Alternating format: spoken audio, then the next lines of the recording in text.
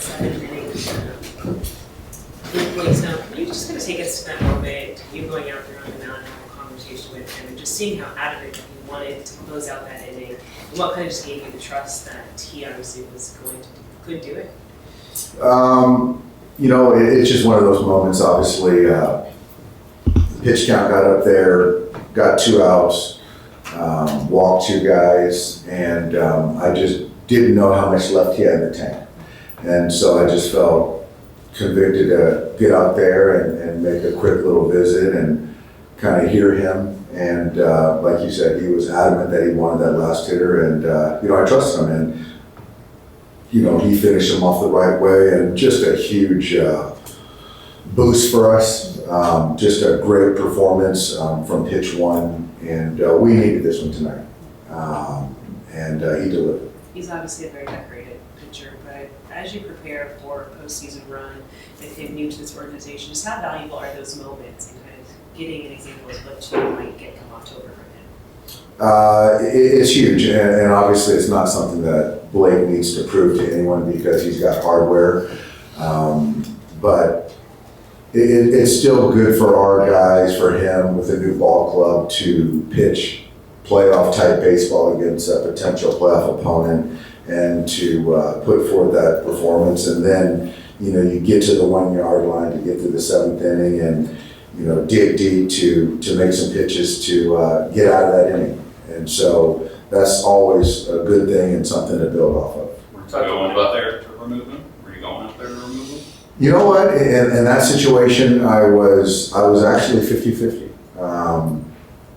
There's obviously 99% of the time, 99.9, I've got my decision made. But in that moment, I was kind of up in the air. You talked a lot about wanting to push guys. How much was that part of the 50-50 of it all? Knowing that this is a guy that you're going to really push, especially in October.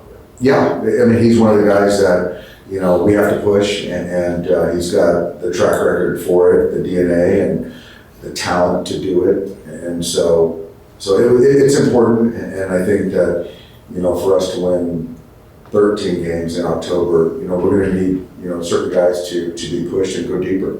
It seemed like you were 50-50 because you didn't motion to the bullpen, but yet Alex still ran halfway out. Oh, did you? Yeah, so I didn't know. It was the 99.9% of the yeah, time. I was going to ask if you saw it because I would be like, does that change it at all that he's running out? No, it doesn't change it. I think for me, I was just locked in on Blake and kind of wanted to feel and hear what he had to say. What made Blake so good tonight? What made Blake so good tonight? The slider versus left was really good. The curveball was really good. The changeup versus right, really good. And he used enough fastballs to keep those guys honest. The ability to strike breaking balls, to shorten them, the threat of velocity, all that stuff. And Ben did a fantastic job. They were just, again, in lockstep. And so I think that's what makes good tonight. You see the Phillies again, down the road. What does this series tell you about how the starting pitching, your starting pitching in particular, matches up with them? Very well. I think the starters pitched their tails off this series, and I thought we played a great series. We had a few bad innings, but in totality, I thought we played really good baseball. I thought the offense was fantastic. I thought the defense was great, and we just had a few bad innings that cost us a series, but. I like our chances if we play like this against anyone. Dave, Blake was checking the scouting report under his cap. He was calling some pitches off his belt. He was multitasking and still delivered like that. How amazing is it to be doing all that stuff? It's great, and I do like that in some senses where he does his homework. He puts it out there as far as kind of calling his own pitches, not always putting it on the catcher, but there were times that he let Ben call pitches, but he does his work, and a lot of times, he calls his own game. How different is he from an efficiency standpoint when he is kind of using the fastball where he can command it and kind of attack with it too? Yeah, you know what, I think that, I don't even know if he walked a guy up until that last inning. So I also think that it's one of those things that he understands his role in this ball club, and he's got to go deeper. And so I think when you put a person, a starter, in a position where they know they have to go deeper, you've got to just naturally be more efficient and at bats, and he did that. And so whether it's the fastball thrown for a strike, whether it's being able to strike the breaking ball, he's got to at some point, certain times, get in and out of at bats, and he did that tonight. Dave, what can you say about Ben Wartvedt? He's hit over 300 now. Are you pleasantly surprised with how he's been at the plate? Over the moon with the way he's played. He's certainly a glove first guy, but how he's transitioned, assimilated with our guys, and built trust with the pitchers is remarkable in such a short time. And what he's done behind the plate it's not lost on anyone. It's not a coincidence. The way he catches it, the calling of the game, and then the at-bat quality. Every at-bat is a good at-bat, and he's gotten some big hits for us, some big walks. He can lay down a bunt if we need it. So, for a guy to kind of fill in for Will, an all-star catcher, he has been more than a pleasant surprise. He's been hugely additive. Was that a good confidence builder for the bullpen too, to finish that off? It is. It really is. And I just, and the way a couple of the guys threw, last night as far as Dreyer came in and threw the ball well. So, this is, with those two guys tonight, big confidence boost for all of us. And, just to kind of play a normal game and win it the way we should have won it, I think we all feel really good about that. After like 6 months of none of your starters, approaching 100 pitches, now it seems like all your big dogs are going over 100 pitches. How do you balance with the postseason so close now? Not just taxing him too hard in that pitch count level? No, Michael, I think that we're trying to win every game. And I think you guys have seen, and I don't want to revisit this, but the one guy we've been very mindful of is Shohei as far as script. But everyone else, I think if you look at the second half, we push guys, and we're in a pennant race. It's not about their health. We need to win games, and I got to look at who's the best option. And we've pushed Yama, we've pushed Glass, we've pushed Kersh even at times, right? And obviously Blake. So this is the postseason for us. So we're going. So on the flip side, then, having made that many pitches now in this push, can that behoove them well into the postseason? I think so. I do think. I think if you look at kind of the workload for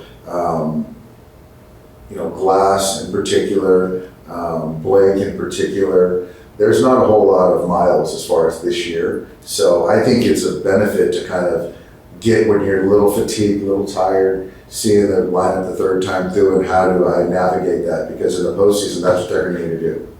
So I think it's actually benefit to kind of go through these exercises. So Shohei faced the same pitcher 4 times today. What did you see that his approach against Hesses? I thought that he wasn't seeing the slider or the sweeper early, and then he threw some fastballs, made some good pitches. But I think it was good for him to see him 4 times because, if we see these guys down the road, that's more information that Shohei's got. And there was another sweeper he tried to make, and he left it up a little bit, and Shohei hit a homer. So I thought it was good for him to see him again. And but yeah, Luzardo's great. Ranger's great. Second guy. These guys are all stars. Sanchez, whatever. It's just these guys are good pitchers. So we got our work cut out. But great series, really good series. How do you see home run race between Shohei and Kyle Schwarber? Excuse me? How do you see home run race between Shohei and Kyle Schwarber? How many does Schwarber have? 53. Ooh. Yeah, that's going to be a good race. I'll bet on our guy. Dave, just confidence-wise, as you kind of view this as somewhat of a must-win, you guys approach it that way? Yeah, I think so. We needed to win this game. You get 2 great performances, and we don't win as far as starting pitching. So getting another great performance, we needed to win this game. And our offense, just the way they're playing, it's really, really fun to watch. The situational hitting, the hitting behind runners, the 2 strike at bats. For me, it's a dream. I'm really impressed and proud of the way these guys are playing baseball. Okay, with Shohei and Schwarber, they are 2 front runners for the MVP race. Do you think this series Shohei showed why he is the MVP of this season? Yes, with what he's done with the bat, Now what he's done on the mound, it's just, it's a landslide, it's a no-brainer. The only thing is I hope those voters don't get voter fatigue, and just because it's the easiest option and doesn't always, it's the right option. So as I'm looking at Alden right here, he's easier to get in actually. It's pretty easy. I'll give him my ballot. All right, guys, thank you.